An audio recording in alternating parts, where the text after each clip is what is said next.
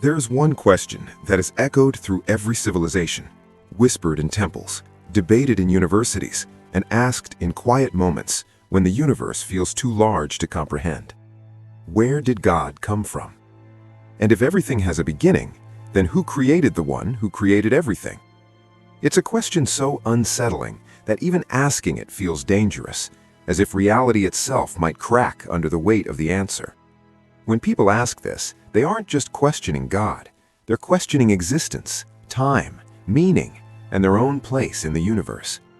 Today, we are going to step beyond time, beyond matter, beyond the first spark of creation. Not to reduce God into something small enough to explain, but to understand why God cannot be explained the way anything else is. And by the end of this journey, you may realize we've been asking the wrong question all along. Everything we know has a beginning. Stars ignite, galaxies form, civilizations rise and fall. Even thoughts are born in the mind. So naturally, our logic demands a cause for everything. We are wired to ask, what came before? But the moment we apply that logic to God, something breaks. Because God, by definition, is not part of creation.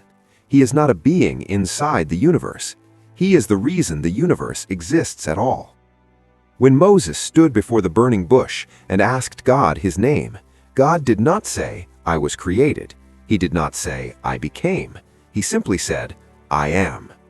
Not past tense, not future tense, eternal present. This wasn't poetry, it was revelation. I am means existence itself. It means being without origin, life without dependency, awareness without limitation. God did not come from somewhere. He is the source from which somewhere came. This is where human logic begins to fail. Asking who created God is like asking what is north of the North Pole. The question only makes sense inside the system it is trying to escape. Creation operates under cause and effect. God does not. Time itself had a beginning. Physics confirms this. Space, matter, and time emerged together. If time began, then whatever caused time must exist outside of it. That means God does not wait. He does not age. He does not move from moment to moment the way we do. He exists in what theologians call the eternal now. Past, present, and future are not separate to him. They are all fully known, fully present, fully alive. This explains why Scripture says God declares the end from the beginning. He isn't predicting the future. He's already there. And that leads to a haunting thought. If God never began, what was he doing before creation, before light, before angels, before the universe exhaled into existence? The answer may surprise you. God was not empty. He was not bored. He was not waiting. He was complete. Christian theology reveals God as Trinity, Father, Son, and Spirit, an eternal relationship of perfect love. Before anything existed, God was already experiencing relationship, joy, movement, and meaning within himself. Creation was not born from loneliness, it was born from overflow. Love creates, love gives, love shares. That means the universe exists because love desired expression. Before stars burned, God knew joy. Before angels sang, God knew communion. Before humanity breathed, God knew purpose. And here's where it gets personal. Before time began, God already knew you. Scripture says every day of your life was written before one of them came to be.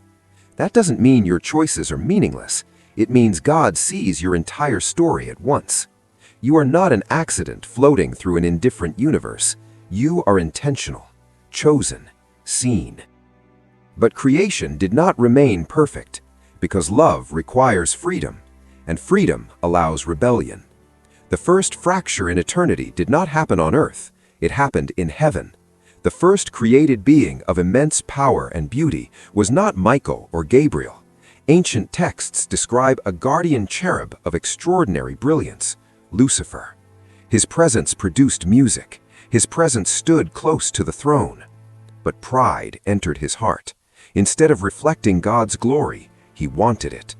I will ascend. I will exalt my throne. I will be like the Most High. Those words shattered eternity's silence. This was not a physical war. It was a war of wills. A third of the angels followed Lucifer in rebellion.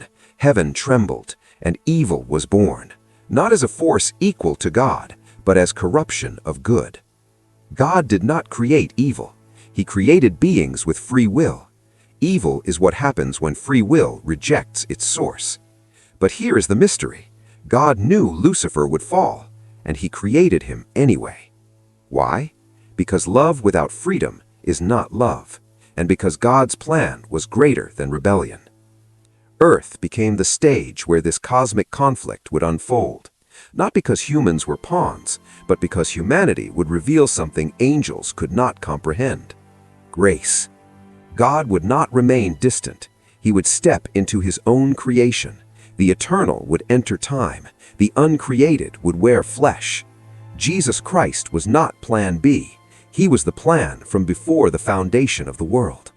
The cross was not God fixing a mistake. It was God revealing the depth of his love. And this changes the original question entirely. The question is not who created God. The real question is, what kind of God enters his own story to save it?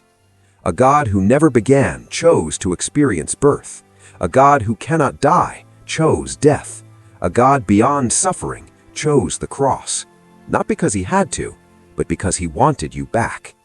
This is the scandal of eternity. God does not demand explanation. He offers relationship. And the silence behind the question, where did God come from, is not emptiness. It is eternity staring back at us, waiting.